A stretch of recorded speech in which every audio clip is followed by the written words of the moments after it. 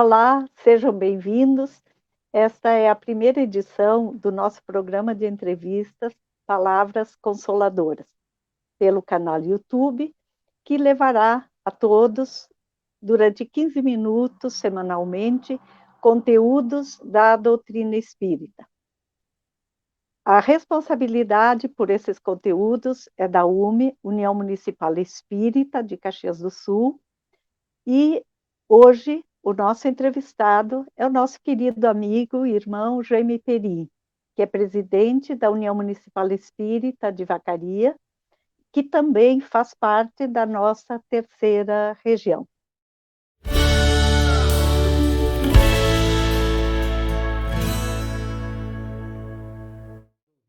Satisfação nossa de estarmos também participando desse programa Palavras Consoladoras, que a União Municipal Espírita de Caxias do Sul promove para todo o seu público. Muito bem-vindo, Perim. E a nossa primeira pergunta, a gente sempre é uma alegria estar com você, você sabe disso. Nossa primeira pergunta é como você vê esta decisão da União Municipal Espírita de nós migrarmos de um programa de rádio que mantivemos durante mais de 20 anos para uma mídia social. Tina, essas questões, quando vêm à tona, a mim me recordo sempre que, como nós, reencarnacionistas, acreditamos na lei de evolução, assim como o rádio também teve o seu princípio de novidade, hoje nós, além do rádio, que com certeza cumpriu muito bem o seu papel e cumpre ainda, mas também ele já vem secundado com outras mídias, e também vem suportar e vem ampliar cada vez mais esta questão da comunicação.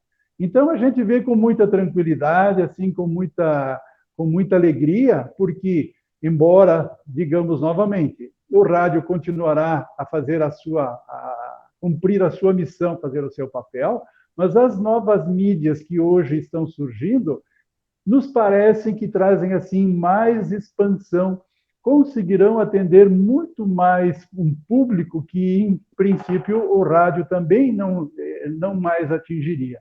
Então, de uma forma assim muito tranquila, com certeza será uma nova formatação, onde mais pessoas serão acessadas, onde essa informação tão bela, né, que a nossa doutrina espírita traz, conseguirá seguramente atingir, então, a esses nossos irmãos que nos ouvem dos mais diferentes lugares. Ou seja, o rádio, teoricamente, teria uma região restrita, e essas novas mídias, elas, então, envolvem o nosso mundo todo. Olha que beleza, né? Pessoas fora da nossa cidade, do nosso estado, do nosso país, podendo acessar também esse conteúdo. Então, seguramente é uma questão assim muito tranquila e que vem no seu tempo oportuno também dar a sua contribuição na área da comunicação. Maravilha, maravilha. E, Peri, a gente pode se perguntar também por que é tão importante divulgarmos a doutrina espírita? Porque nós estamos fazendo um papel, né? Mas por que essa Exatamente. importância? Como é que nós vemos isso? Sim, sim, Clementina e ouvintes, a importância ela vem diretamente ligada de que a nova doutrina espírita, esta terceira revelação trazida então pelos benfeitores espirituais, ela precisa cada vez ganhar mais força. Somos lembrados também que Kardec nos recordava já ao seu tempo que a doutrina espírita teria que cumprir 4 etapas para a sua divulgação. A primeira, que foram as mesas girantes, ou seja, chamar a atenção. A segunda etapa, onde a parte filosófica da doutrina, então, foi arranjada. A terceira parte, então, a doutrina ser reconhecida como uma doutrina, o que já hoje, somente como lembrança, no ano de 2010, nós já fomos considerados, então, como uma religião, vamos chamar assim, pelo censo, pelo nosso IBGE, reconhecendo, então, a doutrina também com a sua participação. E a quarta parte, que é essa que eu acho que nos importa agora, é fazer com que a doutrina também ela tenha influência na sociedade. Então, a importância que a doutrina tem é muito forte, porque com essa quebra de paradigma, com essa questão de que nós estávamos acostumados com uma só existência e com a doutrina nós temos então a ampliação desse conceito. Vai um tempinho até que a sociedade como um todo, como a humanidade, possa absorver esse conceito. Então, daí a grande importância que tem de fazer com que a divulgação da doutrina ela se dê cada vez mais em bases sólidas, em bases profundas, para que o mais rapidamente possível a nossa comunidade planetária, vamos chamar assim, se dê conta desse novo conceito, observe-o, aceite-o e passe a vivenciá-lo, pois que assim, então, nós teremos todos esses benefícios que hoje nós já conseguimos perceber e auferir pela prática da nossa doutrina espírita. Fantástico. Peri, quando nós divulgamos a doutrina espírita, quando nós falamos na divulgação da doutrina espírita, evidentemente que nós estamos lembrando da mensagem do Cristo, né, do seu evangelho, dos seus ensinamentos. Nós não dissociamos a doutrina espírita do ensinamento de Jesus. Eu gostaria que você nos enriquecesse um pouco esse raciocínio. Olha, seguramente, né? Com certeza, e hoje que a gente já vê na figura de Jesus esse espírito perfeito, né? Esse espírito que no dizer também de Emmanuel, né? Pelo Chico Xavier na obra A Caminho da Luz, é um dos Cristos, né? Que está responsável pela organização física e moral do nosso planeta.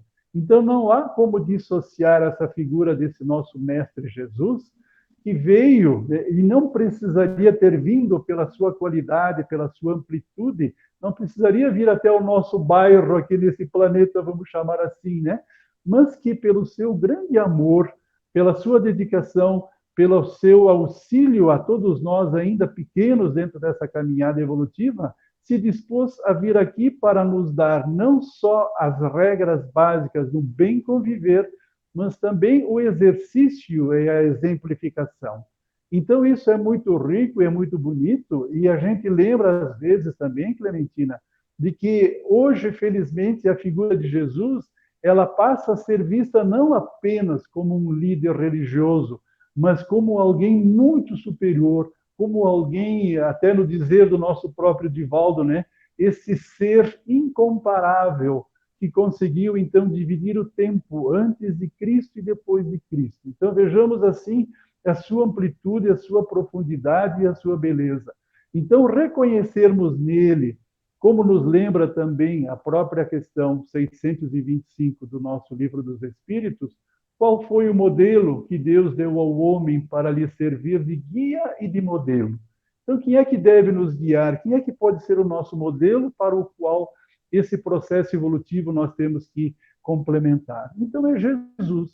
Então, Jesus, e aí nós vamos entender que quando ele fala, eu sou o caminho, eu sou a verdade, eu sou a vida, ninguém vem ao Pai senão por mim, nós vamos mais claramente entendendo a sua mensagem de que quanto mais rapidamente nós pudermos nos ajustar a esses conceitos, a esses ensinos, nós seremos os primeiros grandes beneficiados individualmente e depois também, obviamente, a própria humanidade como um todo, já que a humanidade não deixa de ser a soma das nossas individualidades. Então, Jesus, esse modelo e guia, esse nosso médico das nossas almas, esse psicólogo dos nossos espíritos, é uma figura que não pode ser dissociada jamais desse nosso processo de divulgação e de vivência da prática espírita. Peri, nós podíamos, associamos, né, lembramos, ouvindo a sua fala, a sua resposta, que hoje a gente já percebe, assim, muitas pessoas que buscam a casa espírita, às vezes chegavam com um medo tremendo, e aquela incerteza, porque talvez pelas informações, pelo desconhecido, por algo que não conhecem, que gera realmente sentimentos assim um pouco controversos, e quando elas ouvem falar em Jesus, elas se desarmam, como que parece que um alço de tranquilidade, de paz. Ah, não, mas então tem Jesus, então não é tudo aquilo. que se falava. Então, isso também faz parte, eu acho, desse nosso aprendizado e que nos deixa muito felizes, né, por sermos reconhecidos hoje já como, tu falavas antes, na visão, né, do Espiritismo como uma religião e como cristã, que era o caso que não se percebia ou que não se entendia até bem pouco tempo. E também, Peri, um outro aspecto que eu gostaria que você nos comentasse, é assim, nós aprendemos sempre muitas coisas sobre o mundo físico e o mundo espiritual, mas talvez não damos muita atenção ainda para o nosso lado espiritual. E o que nós, qual é a sua dica, talvez, né? Como você nos encaminharia para nosso aperfeiçoamento, para nós termos em mente essa necessidade de darmos a atenção devida ao nosso lado espiritual? Isso é muito interessante, né, Clementina, quando a gente olha também para nós como indivíduos e na busca dessa melhoria, dessa autoiluminação, melhor dizendo, seguramente nós temos assim duas grandes pilastras nas quais a gente pode se apoiar. A primeira, acredito que possa ser o próprio Evangelho, segundo o Espiritismo, no capítulo 17, Sede Perfeitos. No item 4, Kardec vai fazer a lembrança, né, de que se reconhece o verdadeiro espírita, o verdadeiro cristão, pela sua transformação moral e pelos esforços que faz para domar as suas inclinações más. Então, no primeiro momento, quando nós nos permitimos olhar para dentro de nós seguramente vamos perceber as conquistas que nós já alcançamos em algumas áreas das virtudes, mas também vamos perceber as outras mazelas que nós ainda carregamos dentro de nós nessa parte dos vícios, vamos chamar assim. Então, é um convite para que nós também possamos fazer essa autoavaliação, fazermos essa reflexão, e assim a gente também já associa na famosa questão 919 do nosso Livro dos Espíritos também, né? Que vai nos recordar e aonde Kardec lembra, né? Ou ele faz o questionamento para os nossos benfeitores espirituais, qual que seria um meio prático de nós nos melhorarmos desde já nesta encarnação? E aonde então a resposta de Agostinho de Hipona nos lembra no primeiro momento, olha, um sábio da antiguidade já vos disse, conhece-te a ti mesmo. Então, de novo, remetendo nessa nossa viagem interior. E Kardec, não satisfeito com essa primeira resposta, dizia, ok, mas isso é bonito, isso é até poético, mas como é que nós, na prática, podemos fazer com que isso possa acontecer? Então, Agostinho, de novo, vai nos lembrar, diz, olha, então, fazei o que eu fazia, todos os dias, ao findar o dia, eu repassava as informações, as vivências que eu havia feito.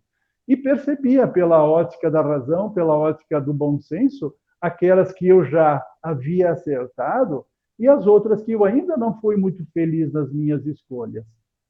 Então, isso já remeteria naturalmente a essa reflexão para que no dia seguinte nós pudéssemos, mesmo que eventualmente repetindo a falha, mas com menos intensidade, com menos frequência com as quais nós viemos realizando. Então, nós vamos assim entendendo que aos poucos é uma das grandes formas, é uma das grandes belezas que nós podemos, mesmo ainda de uma forma lenta, paulatina, fazermos com que a cada dia que passasse, em alguma coisa nós pudéssemos estar um pouco melhor, substituindo as nossas fraquezas, as nossas fragilidades, que nos são peculiares ainda, mas por situações que a gente se sinta bem quando a gente vivencia, não apenas conosco mesmo, itens como fraternidade, bondade, ética, correção, indulgência, benevolência, e que então não só nós já seríamos os primeiros grandes beneficiados disso, mas também aqueles com os quais convivem conosco. Então, aparentemente, acredito que com essas duas dicas, né, das quais eu também preciso seguramente, mas seriam também formas, né, de a gente poder levar à frente esse nosso processo evolutivo.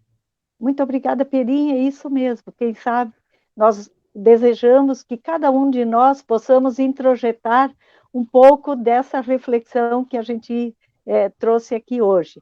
Então, o nosso agradecimento, Jaime Perim, o agradecimento a todos aqueles que nos acompanham e que Deus possa estar sempre nos nossos corações. Se você gostou desse conteúdo, curta, comente e compartilhe. Nosso obrigada a todos. Clementina, agradecemos novamente a oportunidade de estarmos juntos. Um grande abraço a todos e até uma outra oportunidade.